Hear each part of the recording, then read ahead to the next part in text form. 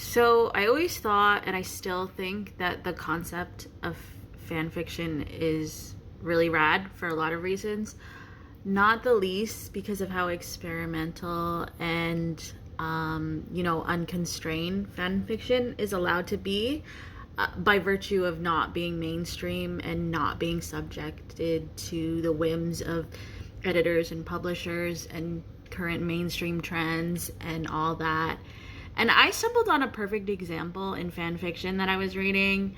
And I'm not saying this is a new literary device that's never been done before and it's never seen in mainstream media.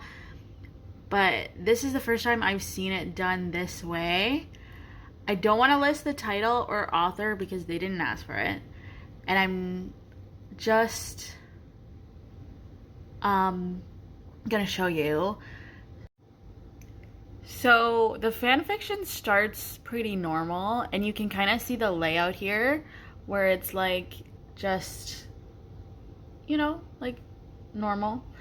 And then we get to this part where it like splits up, and that's when a character is split into two versions of themselves and they go off into different places at the same time, and we get to see what's happening in each of the consciousness of that same character when they're in two different places at once.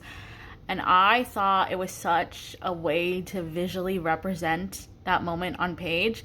And this has happened before in like fan fiction and other pages, but it's always been like shown one at a time and not like simultaneously like this. So I see a lot of experimental styles in fan fiction, and I just think that's really neat.